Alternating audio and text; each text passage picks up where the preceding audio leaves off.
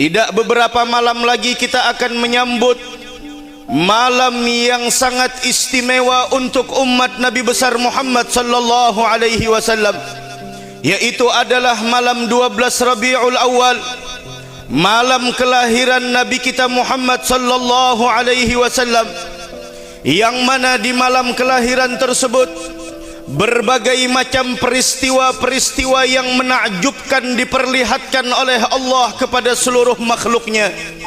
Di malam kelahiran tersebut Allah subhanahu wa ta'ala memperlihatkan keajaiban-keajaiban yang tidak pernah dialami oleh siapapun daripada makhluknya.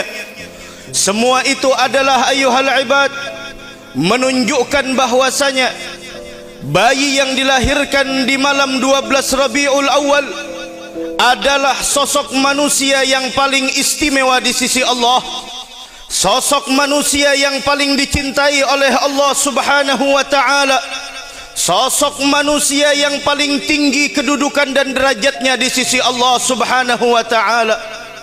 Dari karena itu ayyuhal ibad, segala syariah yang dibawa oleh beliau adalah merupakan syariah yang mengantarkan setiap orang yang berjalan di jalannya untuk mendapatkan keselamatan di dunia dan kebahagiaan di negeri akhirah. Di balik peristiwa kelahiran beliau terdapat berbagai macam pembelajaran, terdapat berbagai macam sebuah ibrah, terdapat berbagai macam sebuah nasihat. Di antara pembelajaran di balik dari kelahiran Nabi kita Muhammad sallallahu alaihi wa ala alihi wa sahbihi wasallam, bagaimana kita sebagai umatnya dengan syariah yang telah dibawa oleh beliau, bagaimana kita dengan sunnahnya sebagai umat beliau, apakah kita telah menghidupkannya di dalam diri dan rumah tangga kita.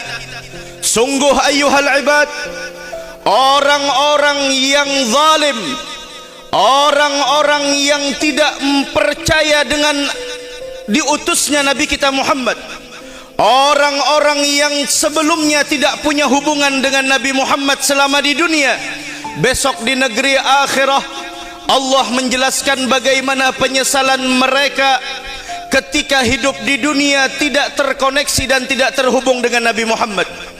Sehingga Allah subhanahu wa ta'ala berfirman di dalam Al-Quran, yauma ya'addu adh-dhalimu ala yadayhi yaqulu ya laitani ittakhadhtu ma'ar rasuli sabila.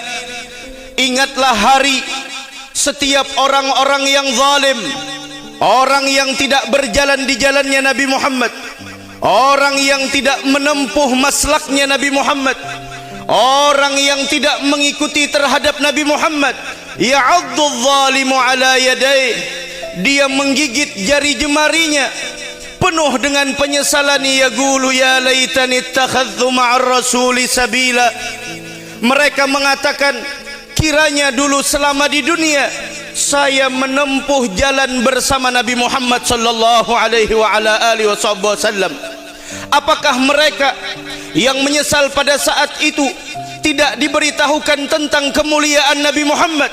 Mereka mendengar, mereka lihat, bahkan mereka mengetahui tentang bagaimana kemuliaan yang dimiliki oleh Nabi Muhammad.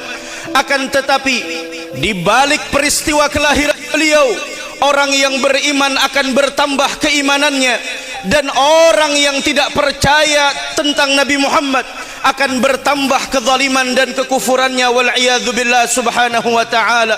Dari karenanya ayyuhal ibad, hendaknya kita mendidik nafsu diri kita serta anak dan keluarga kita untuk senantiasa di jalannya Nabi besar Muhammad sallallahu alaihi wasallam, untuk senantiasa menempuh segala jalan yang telah dicontohkan oleh Nabi Muhammad sallallahu alaihi wasallam. Jangan sampai kita menjadi orang yang besok di hari kiamat menggigit jari jemarinya sambil mengatakan ya laitani ittakhadhtu ma'ar rasuli sabila. Alangkah malangnya nasibku, kiranya dulu aku di dunia menempuh jalan yang telah diberitahukan oleh Nabi Muhammad sallallahu alaihi wasallam. Ya wailata laitani lam attakhidh fulanan khalila. Alangkah celakanya diriku, kenapa selama di dunia aku di sana mengikuti jalan si fulan. Jalan si fulan, kenapa jalan si fulan tersebut? Bukankah dia selama di dunia telah memberimu jabatan? Bukankah jalan yang kau sesali pada saat ini menempuh jalan si fulan memberi kepada engkau harta yang banyak selama di dunia, namun harta dan jabatan pada saat itu tidak berguna ayuhal ibad, sampai dia mengatakan ya wailata laitani lam attakhidh fulanan khalila. Alangkah celakanya diriku, andai saja dulu saya tidak menjadikan si fulan sebagai sahabatku. Kenapa? Laqad adallani 'anidz dzikri ba'da idz ja'ani. Sungguh orang yang dulunya aku jadikan sahabat, dia sering melalaikan dan menyesatkanku dari mengingat Allah Subhanahu wa taala. Dari karenanya ayuhal ibad, bergembiralah di dalam menyambut malam yang paling istimewa untuk umat manusia, yaitu malam dilahirkannya Nabi kita Muhammad sallallahu alaihi wasallam.